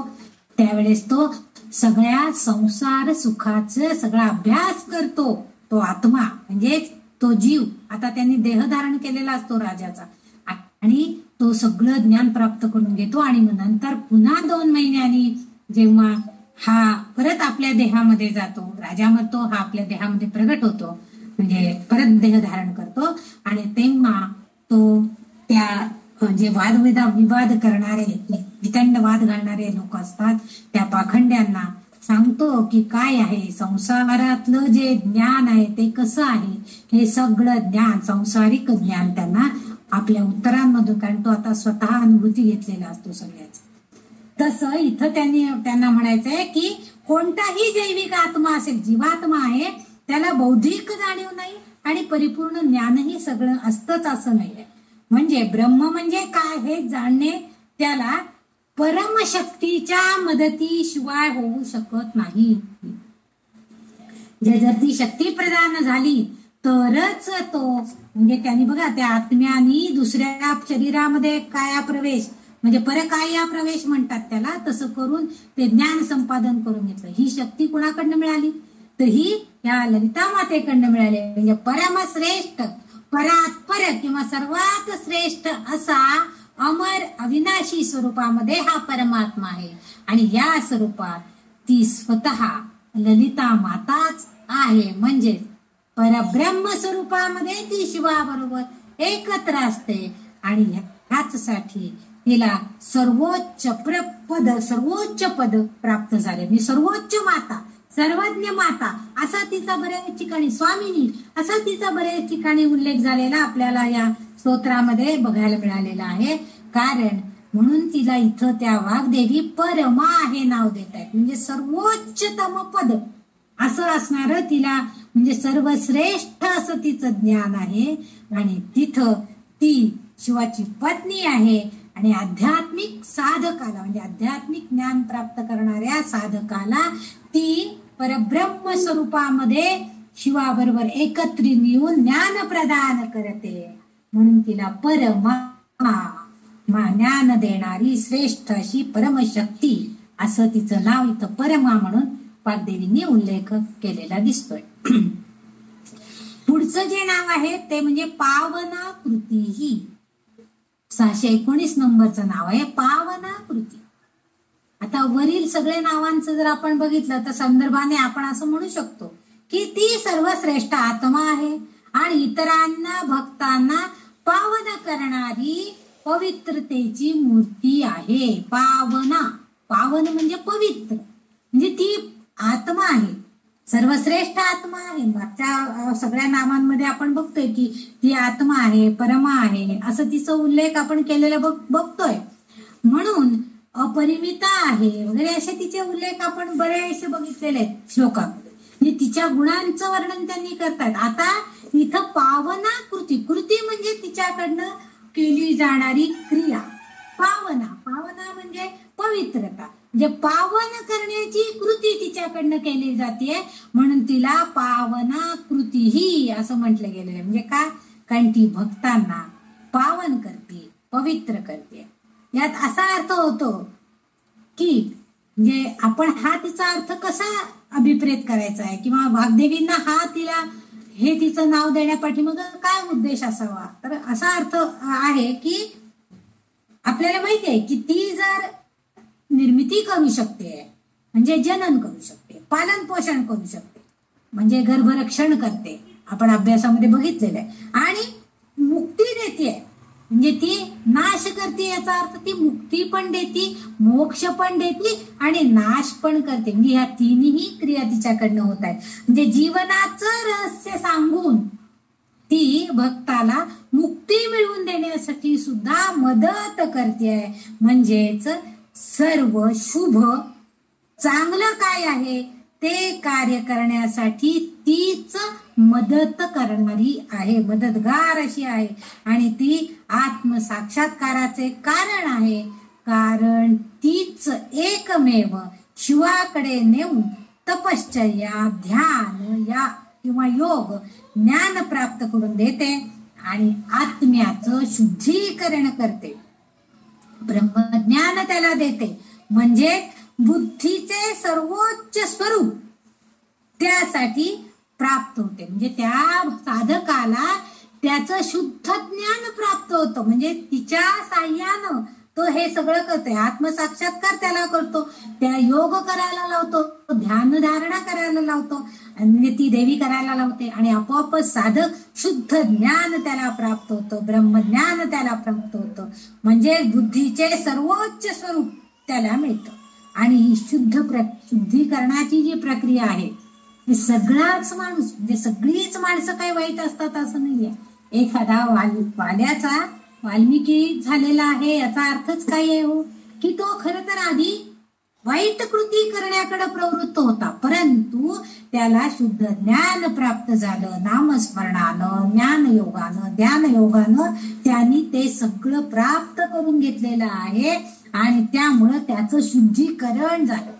केवळ कशामुळे झालं तर हे फक्त तिच्या कृपेमुळे, ब्रह्मज्ञान प्राप्त झाल्यामुळे त्या ललिता मातेच्या शक्तीची, स्पंदन ऊर्जेची शक्ती त्याला प्राप्त झाली आणि त्याला ते ज्ञान प्राप्त झालेलं आहे. म्हणजे तिच्या स्मरणानं सुद्धा, म्हणजे तिचं नामस्मरण जरी केलं, म्हणजे मी ललिता सहस्त्रनामचं जेव्हा सुरुवातीचे ध्यान श्लोकांची माहिती सांगितली होती तेव्हा मी सांगितलं होतं की त्याचा जो पहिला श्लोक आहे, श्री माता श्री महाराज्ञी श्रीमत सिंहासनेश्वरी चिदाग्निकुंड संभूता देवकार समुद्यता, हा जो पहिला श्लोक आहे. बाकीचं नाही तुम्हाला ललिता सहस्त्रनाम म्हणायला झालं तरी चालेल, पण हा श्लोक तरी तुम्ही जास्तीत जास्त वेळा म्हणा. म्हणजे तिचं स्मरण करा. तिच्या स्मरणाने सुद्धा आपल्याला शुद्ध ज्ञान प्राप्त होतं, शाश्वत आनंद मिळतो. कारण का तर तिची दैवी शक्ती आपल्या संपर्कात असते. ती दैवी शक्ती आहे. ललितांबिकेकडे दैवी शक्ती प्राप्त केलेली ती देवी आहे आणि तिचं सानिध्य आपल्याला मिळतं, तिचं संपर्क आपल्याला तिच्या नामामुळे मिळतो आणि आपोआपच आपण सुद्धा केवळ आनंद आणि आपल्याला जी मुक्ती हवी आहे त्याचा मार्ग आपल्याला मिळतो. आणि म्हणूनच ती पवित्रतेची मूर्ती आहे, म्हणजेच पवित्र करणारी आहे. म्हणून तिला पावन कृती ही, म्हणजे अशी क्रिया पावन करणारी, पवित्र करणारी, आपल्या भक्ताला, आपल्या साधकाला पवित्र करणारी, आणि अशी ही पवित्र करणारी, शुद्ध ज्ञान देणारी कृती करते. म्हणजे त्याला शक्ती देते, तिच्याकडनं ही कृती केली जाते, तिच्याकडनं ही शक्ती प्रदान केली जाते. म्हणून तिचं इथं नाव पावना कृती, पावन करणं. आपण म्हणतो ना की माझ्या सद्गुरूंनी माझ्या डोक्यावर हात ठेवला आणि मी अगदी पावन झाले. म्हणजे काय झालं हो तर आपल्याला त्यांच्याकडची असणारी शक्ती आपल्यामध्ये परिवर्तित झालेली आहे आणि आपल्याला पवित्रता आलेली आहे. म्हणून आपण पावन झालो. म्हणजे आपल्याकडे असणारे सगळे जे वाईट विचार जेव्हा काय असतील ते सगळे निघून जातात. म्हणजे तिची कृती कशी आहे तर आपल्याला शुद्ध करणारी, आपल्या अशुद्धता जी सगळी आहे, वाईट विचार आचार काय आपल्याकडनं होत असतील ते सगळे आपल्यामध्ये निघून जातात आणि आपण पवित्र होतो. म्हणजेच पावना कृती ही असा अर्थ त्यामध्ये अभिप्रेत आहे. पुढचं जे 620 नंबरचं नाव आहे ते नावच थोडस मोठे, अनेक कोटी ब्रह्मांड जननी. तो जो संपूर्ण शब्द आहे तोच मुळात हिचं नाम आहे. अनेक कोटी ब्रह्मांड आणि जननी असे 4 शब्द वेगळे वेगळे त्याच्यामध्ये आलेले आहेत. अनेक म्हणजे आपल्याला म्हणजे अनेक म्हणतात, अनेक म्हणजे भरपूर आहे, अनेक आहे, अनंत आहेत, खूप आहेत असा अर्थ अभिप्रेत आहे. कोटी, कोटी म्हणजे कोट्यावधी. आता इथं कोटी म्हणजे प्रकार, म्हणजे कोट्यावधी प्रकारामध्ये. आणखीन काय पुढचा शब्द आहे ब्रह्मांड. ब्रह्मांड म्हणजे इथं जी आपण अनेक विश्व, आपल्याला जेव्हा विश्वरूप दर्शन भगवंतानं जेव्हा अर्जुनाला दाखवलं तेव्हा एका ब्रह्मांडासारखी अनेक ब्रह्मांड त्याला त्यावेळेस बघायला मिळालेली आहेत. म्हणजे अशी अनेक ब्रह्मांड आहेत, कोट्यावधी कोट्यावधी जग, कोट्यावधी विश्व, आपल्याला अनेक विश्व. आणि ह्या ब्रह्मांडाची जननी, जननी म्हणजे आई. म्हणजे ही कशी आहे ललितांबिका, तर ही अनेक ब्रह्मांडाची म्हणजे ही जगत जननी कोट्यावधी जगताला, कोट्यावधी विश्वाला निर्माण करण्याची शक्ती हिच्यामध्ये आहे. म्हणून तिला अनेक कोटी ब्रह्मांड जननी असं नाव तिचं यांनी वाग्देवींनी इथं उल्लेख केलेला आहे. म्हणजे कारण का, अनेक जगत जननी म्हटलेलं आहे तिला. कोट्यावधी जगताची निर्मिती, विश्वाची निर्मिती करू शकते, ब्रह्मांडाची निर्मिती करू शकते. कोट्यावधी चिकार अनेक अनंत अशी ब्रह्मांड ती निर्माण करू शकते. अहो नुसतं ब्रह्मांड निर्माण करून चालणार नाहीये, तर त्या जगतामध्ये प्रत्येक ठिकाणी निर्मिती, पालन पोषण आणि संहार विघटन याही क्रिया व्हायलाच पाहिजेत. म्हणून आता पूर्वीच्या काळी आपण म्हणतो ना, आत्ताची मुलांना तुम्ही म्हटला अरे एकच आहे अगदी आणि एखादं होऊ दे, हा तुझं काय जाते आणि एक हो म्हणून म्हणाला, आम्हाला एकाच त्याचं पालन पोषण व्हायचं, त्याचं शिक्षण व्हायचं, आमच्या हातनं होत नाहीये. म्हणजे निर्मिती करायला हरकत नाहीये, पण त्याचं पालन पोषण आणि बाकीच्या जबाबदाऱ्या सांभाळायला यायला पाहिजे. म्हणजे त्याच्यावरती शासन करणं सुद्धा तितकंच गरजेचं आहे. म्हणजे साध्या कुटुंबातील व्यक्तीला एकाच्या पेक्षा दोनांचं पालन पोषण जर होऊ शकत नाहीये, तर ही माझी ललिता माता काय करते, अनेक ब्रह्मांड निर्माण करते, अनंत कोट्यावधी अनंत अशी विश्व निर्माण करते. आणि ती तिथं त्या सगळ्यांचं निर्मिती आणि पालन आणि पोषण करण्याचं काम सुद्धा तीच करते. पण तिच्यामध्ये तेवढं सामर्थ्य आहे, म्हणूनच ती ब्रह्मस्वरूपामध्ये ती निर्मिती करते, त्याला साह्याला घेऊन. आणि त्या या सर्व गुणधर्मांचं पालन पोषण, निर्मिती, विघटन या सगळ्या गुणधर्मांची माहिती तिला आहे. म्हणजे या विश्वामध्ये जडत्व कशाचं झालेलं आहे, त्याचं विघटन केव्हा करायचं, नवीन निर्मिती केव्हा करायची, कशा प्रकारे शासन करायचं, कशा प्रकारे पालन पोषण करायचं, ह्या सगळ्यांची माहिती, या सगळ्या गुणांची माहिती आमच्या या ललितांबिकेला आहे. म्हणजे या विश्वामध्ये जे अनेक विश्व आहेत, त्यामध्ये लाखो ग्रह, तारे, आकाशगंगा सगळं आहे. म्हणजे येथे ती मानवी देहात, आता हे सगळं जे आहे विश्वामध्ये, हे सगळं आपल्याला बघायला मिळतं. म्हणजे पृथ्वी, आप, तेज, वायू, आकाश सगळ्यामध्ये ती आहेच. आणि मानवी देहामध्ये जी चेतना शक्ती आहे, ह्या रूपानं सुद्धा ती सूक्ष्म रूपानं वास करते. म्हणजे बघा, विश्वामधल्या प्रत्येक अणुरेणूमध्ये सुद्धा तीच आहे, तिचीच शक्ती आहे. ती चेतना शक्तीच्या रूपानं आपल्या मानवी देहामध्ये वास करते. जडदेहाचे जे 4 चेतनेचे स्तर सांगितले. चेतना म्हणजे आपण जागेपणा, आपण जेव्हा चैतन्य आपल्यामध्ये असतं तेव्हा आपण म्हणतो ना, आज मी इतकी दमले ना, मला आता अगदी काही करायला नको वाटतंय, अगदी शांत नुसतं बसून राहावं. म्हणजेच आपल्यातली चेतना शक्ती गेल्यासारखी. म्हणजे शांत बसून राहावं म्हणतो किंवा झोपावं वाटतंय, दमले मी आता खूप. ही जी आहे, ही चेतना शक्ती जी आहे, ही चेतना शक्ती आपल्याकडे म्हणजे मानवी देहामध्ये सूक्ष्म रूपामध्ये ती आहे. आणि जडदेह जे आहे तो काय करतो, या चेतना रूपाचे 4 स्तर दाखवतो. मग त्याला झोप येते, मग स्वप्न पडतं. मग छान जर काम गेलं असेल तर स्वप्नामध्ये आज मी किती छान आजूबाजूचा परिसर स्वच्छ केला, आज मी सगळ्या लोकांना काहीतरी दान दिलं, मग त्याला स्वप्न पडतात त्याची. आणि मग त्याला झोप पण शांत झोप लागते. आणि मग याच्या नंतरची अवस्था जी आहे तुरी अवस्था, त्याच्यामध्ये सुद्धा जगाशी ते संबंधित असतं. म्हणजे ह्या सगळ्या भावना ज्या आहेत, ह्या सगळ्या ज्या चेतनेचे स्तर आहेत, यामध्ये तो अनुभव घेत असतो. म्हणजे तिथं सुद्धा तीच आहे. म्हणजे आपण रोज झोपतो म्हणजे काय होतं, थोडक्यात म्हणजे आपण थोडा वेळ जागृती अवस्थेमध्ये नसतो. म्हणजे त्यावेळेस आपण तेव्हा काय होतं आपल्याला कळतं का हो, आपण जाग्या झाल्यावर कळतं, हा मी झोपेतून उठलो. ती झोप जी आहे ती काय झोप पण कधी कधी असू शकते.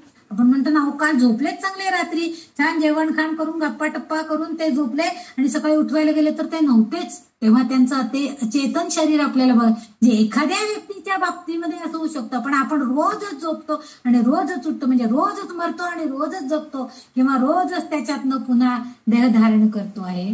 ही जी सगळी शक्ती आहे ही सगळी या ललिता मातेचीच शक्ती आहे, तिचीच प्रदान केलेली शक्ती आहे. म्हणजे स्थूल देहाचा जर विचार केला तर त्याच्या संदर्भामध्ये अव्यक्त प्रकृती, ईश्वर प्राप्तीसाठी प्रयत्न, हिरण्यगर्भ म्हणजे सूक्ष्म शरीरातील प्रवेश, म्हणजे सूक्ष्म रूपामध्ये शरीरामध्ये प्रवेश, आणि चौथी अवस्था म्हणजे विराट रूप. म्हणजे ह्या सगळ्या आपण हिरण्यगर्भ म्हणून एक उल्लेख याच्यामध्ये आलेला होता, या ललिता मातेच्या एका नामामध्ये आलेला होता. आणि त्याच्या तेव्हा मी सांगितलं होतं हिरण्य म्हणजे सोनं आहे आणि हिरण्यगर्भ म्हणजे सोन्याच्या अंड्यामध्ये सूक्ष्म, म्हणजे जेव्हा प्रलय काळ झाला तेव्हा ती त्या सोन्याच्या अंड्यामध्ये सूक्ष्म रूपानं राहिलेली होती आणि शिव हे दोघही होते. आणि मग पुन्हा जेव्हा प्रलय कालानंतर सगळ्या सृष्टीचा ऱ्हास झाला, पुन्हा त्यातून सगळं निर्माण होत गेलेलं आहे. आणि म्हणून सूक्ष्म शरीरातून पुन्हा विराट रूप म्हणजे हे विश्वरूप आपलं सगळं विराट, म्हणजे अनेक देह निर्माण केले गेले, मग जीवापासून जीव निर्मिती होत गेली, वाढत गेलं आणि विश्व प्रगटीकरण झालेले आहे.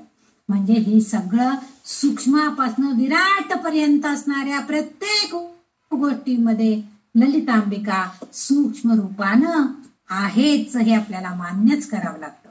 म्हणजे जेव्हा आत्मा म्हणजे पुरुष आणि प्रकृती म्हणजे शक्ती यांचं संमिलन होतं तेव्हाच कुठल्याही सजीवाचा जन्म होतो. मग अशी मी सांगितलं की प्रलय कालानंतर शिव आणि शक्तींच्या मिलनातून जीव जन्मास आलेला आहे आणि तोच जीव विराट मायेशी जोडला जातो. माया हे सगळं मायावी आहे, जे खरं काही नाहीये, परंतु तरीही त्याला तेच खरं वाटत असतं आणि या मायेशी जोडला गेला जातो आणि त्यामुळं सगळं वैश्विक कार्य घडत असतो. म्हणजे आपल्याला कधी कधी मृगजळासारखं पाणी दिसतं आणि त्याच्या पाठीमागे आपण धावतो, किंवा भरपूर धनसंपत्ती मिळवली म्हणजे आपण सुखी होणार आहे अशी माया आपल्याला भूल पाडते आणि आपण पैसा मिळवण्याच्या पाठीमागे धावतो.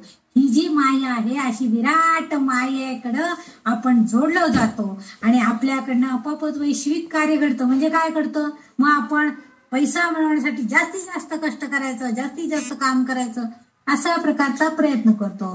जगा म्हणजे आपल्या वैश्विक कार्य जे आहे ते सगळं हिच्याच म्हणजे विश्वात्मक रूपामध्ये तिचं जे सूक्ष्माकडनं स्थूलाकडं जाणारं प्रकटीकरण आहे ते म्हणजेच वैश्विक कार्य आहे. हे सूक्ष्म रूपामध्ये ती असती पण वैश्विक रूपामध्ये सुद्धा तीच आहे.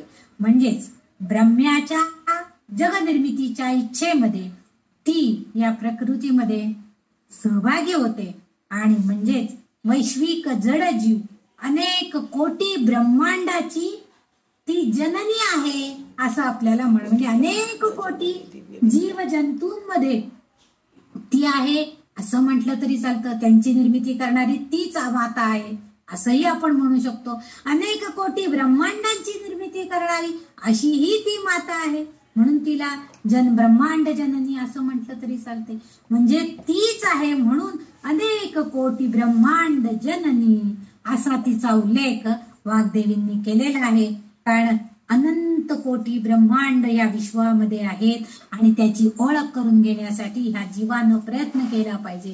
तर ही माता आपल्याला सूक्ष्माकडनं स्थूलाकडं नेते आणि मायेच्या पडद्यामध्ये आपण अडकून पडतो आणि ते ब्रह्मज्ञान प्राप्त करून घेत नाही. पण त्याच वेळेस जर तिची थोडीशी जरी कृपा आपल्यावरती झाली तरी सुद्धा आपण थोडस त्या मायेच्या पडद्यातून बाहेर येतो आणि आपण आत्मज्ञान प्राप्त करून घ्यायला प्रवृत्त होतो. तिची कृपा असेल तर ते आपल्याला मिळतं. ही जी आपल्या सगळ्या या ग्रुप मधल्या भगिनींना थोडीशी झालेली आहे. म्हणूनच आध्यात्मिक मार्गातल्या हे ज्ञान प्राप्त करून घेण्याची आपल्याला बुद्धी जी झालेली आहे ती केवळ आणि केवळ या जननीची या मातेचीच कृपा आहे असं म्हणालं तर सुद्धा काही गैर नाहीये असं मला वाटतंय. म्हणून इथं हे जे नाव आहे हे नाव इथं आपल्याला आलेलं दिसतंय. पुढचं जे नाव आहे ते म्हणजे दिव्य विग्रह. खूप छान नाव आहे. दिव्य म्हणजे काय हो, दिव्य आपण म्हणतो ना काय दिव्य भव्य सगळं केलेलं होतं. एखाद्यांच्या लग्न समारंभामध्ये आपण म्हणतो काय दिव्य भव्य सगळं केलं होतं म्हणजे सगळं डांग डौल भयंकर मोठा ते दिव्य जे महान आहे ते दैवी शरीर तिला प्राप्त आहे. आपण सामान्य जीव आहोत, आपल्याकडे ते काही नाही आहे, पण आपण दैवी डामडोल करायचा मात्र प्रयत्न करतो. भरपूर दागिने घालतो, आपण चांगलं दिसतंय, पण मुळात जर सौंदर्य नसेल तर ते सौंदर्य काय भर घालणार आहे.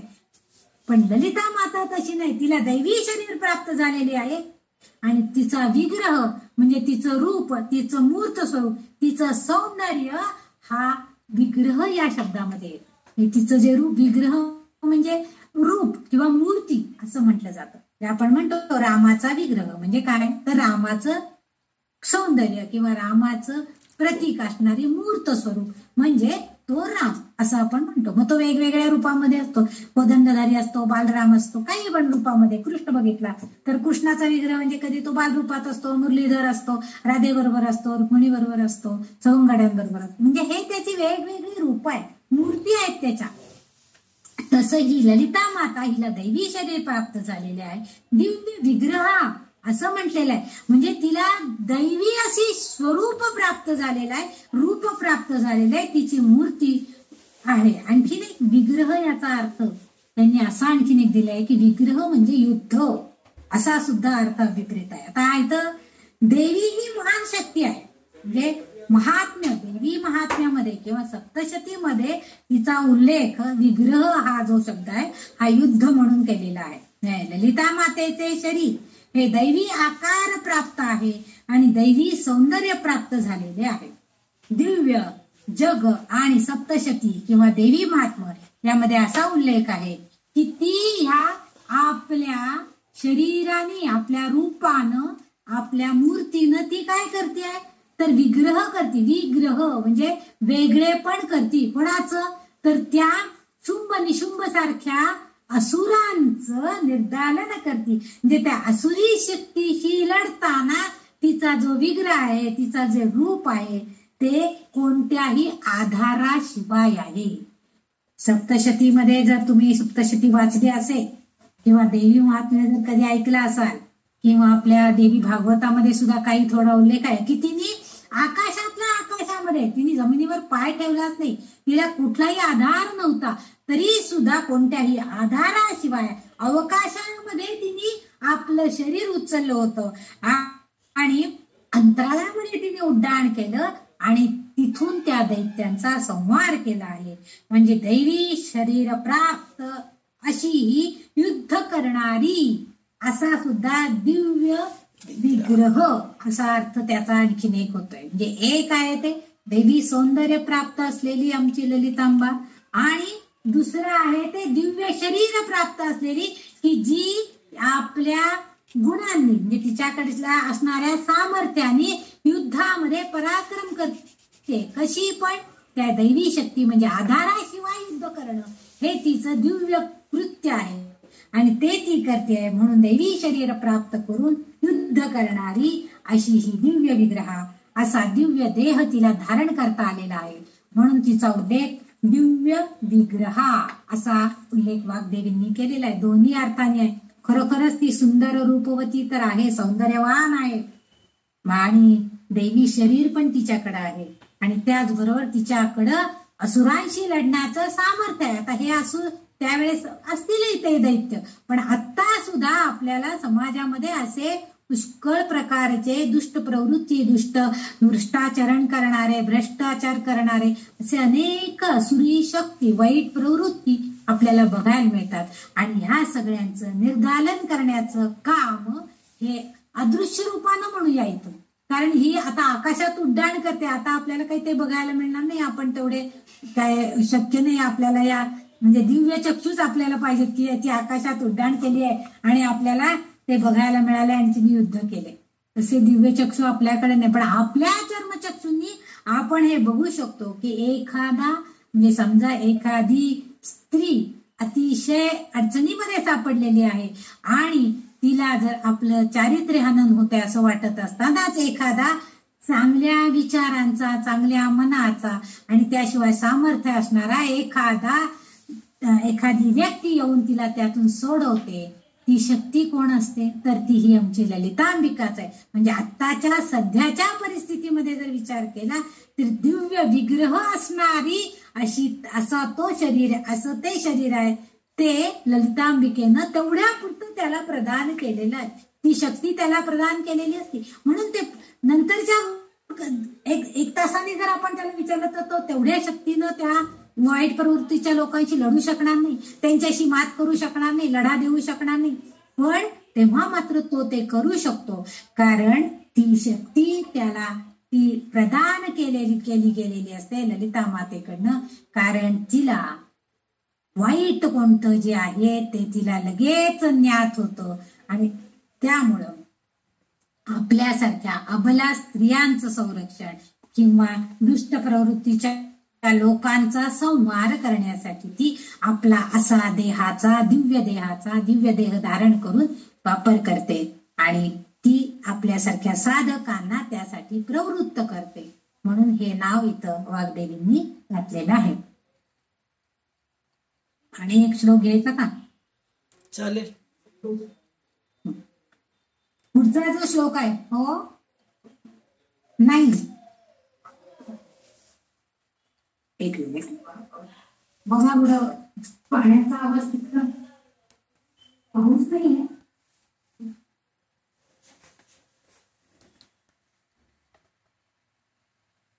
एकशे 125 नंबरचा श्लोक आहे. याच्यामध्ये आपण बघणार आहोत. तो श्लोक असा आहे, क्लिंकारी केवला गुह्या कैवल्य पददायिनी त्रिपुरा त्रिजगद्वंद्या त्रिमूर्ती त्रिदशेश्वरी. याच्यामध्ये आपण 8 नावांचा अभ्यास करणार आहोत. त्या श्लोकामध्ये आता आपण 621 नाव बघितले. 622 नंबरचं नाव आहे क्लिंकारी.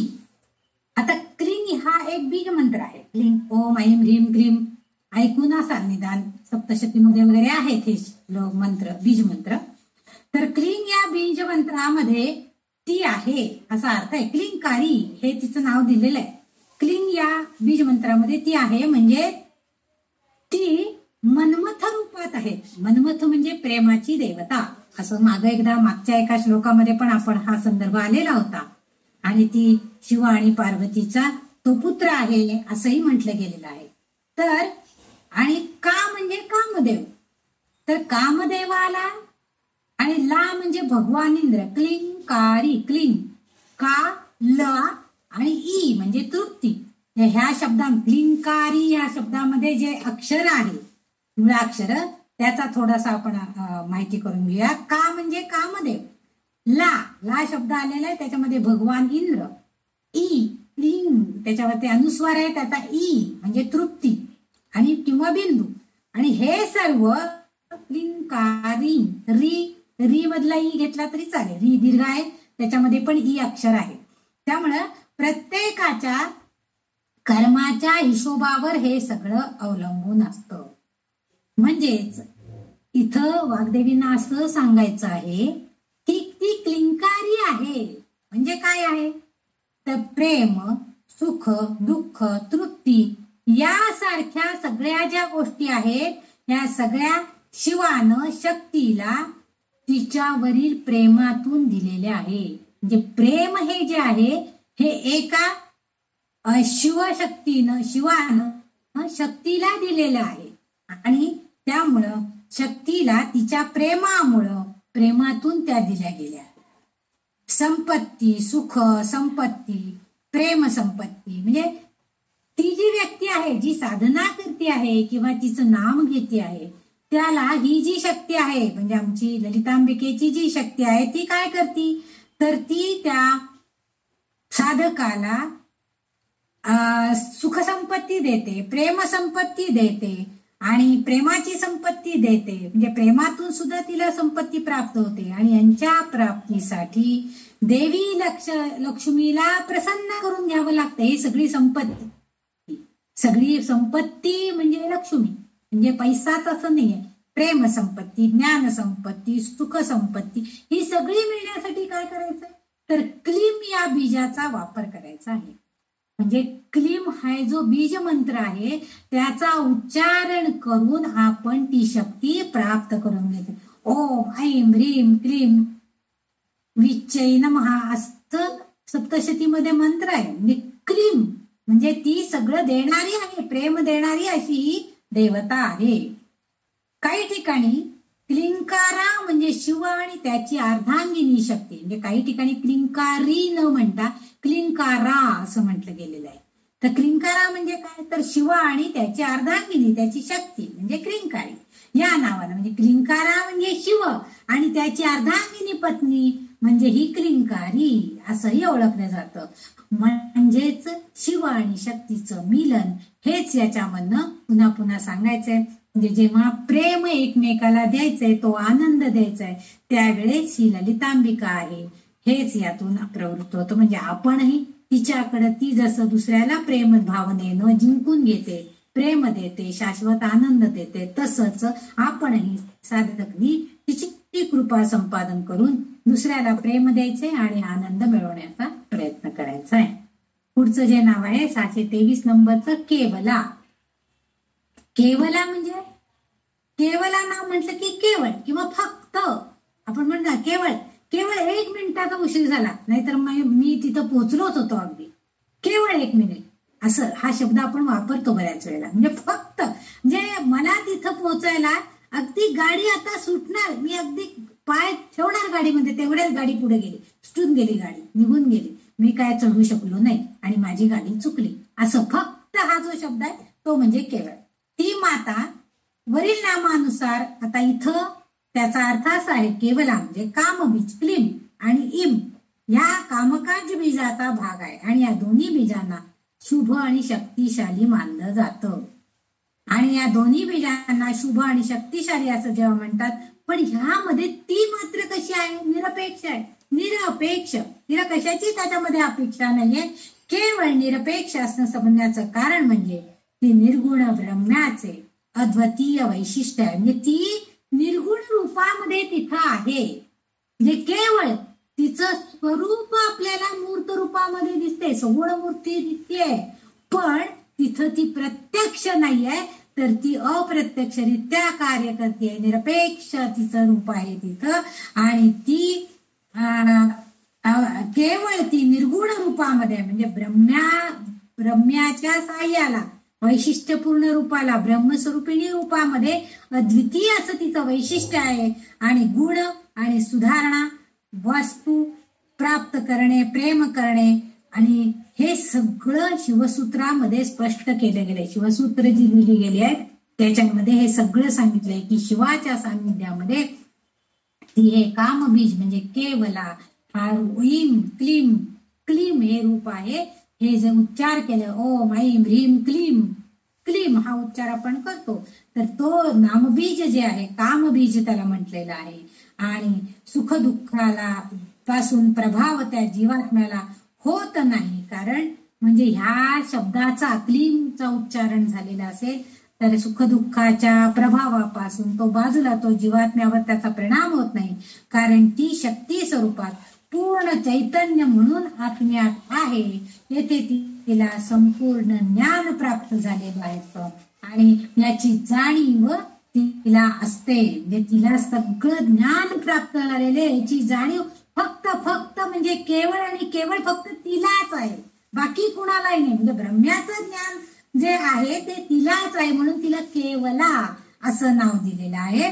तिच्या कामकला रूपामध्ये सुद्धा ती मुक्ती देण्यास, म्हणजे आपल्या भक्ताला मुक्ती देण्यासाठी सक्षम आहे. पुरुषार्थ, धर्म, धार्मिकता, अर्थसंपत्ती, काम, इच्छा, आसक्ती आणि मोक्ष म्हणजे अंतिम मुक्ती याचा त्यामध्ये म्हणजे पुरुषार्थ जो आहे तो जर गाजवायचा, पुरुषार्थ म्हणजे फक्त पुरुषांनीच गाजवायचा असतो असं नाहीये. स्त्रीमध्ये सुद्धा त्या सगळ्या वृत्ती आहेत, पुरुषार्थ वृत्ती आहेत. त्या कोणकोणत्या आहेत, धर्म म्हणजे आपला धार्मिकपणा आपण जपला पाहिजे, आपल्याला अर्थ म्हणजे संपत्ती मिळवण्याचा आपल्याला पूर्ण अधिकार आहे. नंतर काम म्हणजे इच्छा, आपली आसक्ती, वासना, आपल्याला जे हवंय, समजा मला आज वाटतंय की नाही आज मला 400 रुपयाची नोकरी मिळालीच पाहिजे, 4000 रुपयाची मिळालीच पाहिजे, 4 लाख, ही आसक्ती आहे माझी, ही मला मिळाली पाहिजे, इच्छा आहे. आणि शेवटी हे सगळं कसं आहे, बाह्य ऐहिक सुखासाठी आहे, पण ह्याच्या व्यतिरिक्त मोक्ष किंवा मुक्ती जी आहे ती अंतिम मुक्ती, ह्याचाही समावेश पुरुषार्थामध्ये होतो. म्हणजे फक्त पुरुषांच्या बाबतीतच हे लागू आहे असं नाहीये, त्याला पुरुषार्थ म्हणायचा असं नाहीये.